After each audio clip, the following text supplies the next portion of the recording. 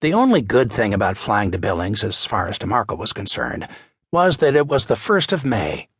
This meant his chances of spending 2 days sleeping in an airport terminal due to weather-related delays were slightly less than normal. The flight, in fact, turned out to be uneventful, meaning his luggage arrived the same time he did, and the planes departed and arrived almost on time. These days, airlines consider almost on time to be outstanding performance. He checked into a Holiday Inn Express about midnight and slept without dreaming of rodents. He awoke at 8, feeling good, gorged himself on pancakes, and took off for Thorpe's place. He found it 2 hours later and thanked the Lord, as he always did, for the guy who'd invented the GPS. Whoever the guy was, he deserved the Nobel Prize and possibly sainthood. Thorpe's home was an honest-to-God log cabin, perched near the banks of the Yellowstone River and surrounded by ponderosa pines. In addition to the cabin, there were 2 sheet metal buildings the size of 2-car garages. One of the buildings was open, and DeMarco could see a snowmobile, a wood splitter, and a large rubber raft on a trailer. Next to the open garage was a shiny black Mercedes that looked out of place in the rural setting. A pile of firewood big enough to last through a cold Montana winter was stacked next to the house, and on the front porch were 2 rocking chairs.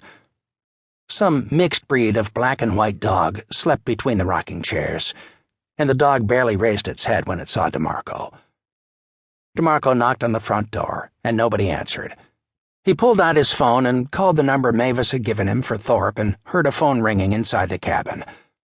Having no better idea, he sat down in one of the rocking chairs, ruffled the dog's head, and looked out at the Yellowstone. Montana, he had to admit, was in a gorgeous part of these United States, and he wouldn't mind spending a week at Doug Thorpe's cabin, sitting on the porch, reading mysteries, and enjoying the sound of the river going by.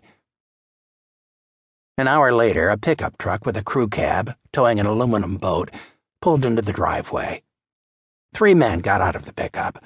The driver saw DeMarco on the porch, gave him a wave, then shook hands with the 2 men who'd been his passengers. DeMarco heard one of the men say, "Thanks again, Doug. We'll see you next year." The 2 guys, both overweight and in their 60s, wore fancy fishing vests with multiple pockets and hats with fishing flies stuck into the crowns. They didn't look like fishermen. They looked like bankers. They got into the Mercedes and took off. The dog got up and walked slowly down to greet the driver. The way it moved, DeMarco figured the mutt was about 100 in dog years. The man gave it a pat on the head and said, "Hey, Daisy." To DeMarco, he said, "Can I help you?" "My name's Joe DeMarco, Mr. Thorpe. John Mahoney sent me." Doug Thorpe was in his 70s, tall, lanky, and tanned. His hair was gunmetal gray, and his eyes were nested in a mass of wrinkles from squinting into the sun. DeMarco was willing to bet the man had better than 20/20 vision. He was wearing a green and red Pendleton shirt, faded blue jeans, and old hiking boots. He looked like the kind of guy who always wore boots. When he shook Thorpe's hand, DeMarco could feel nothing but calluses. "I appreciate John sending you out here," Thorpe said. "I hope you can help. How's John doing?"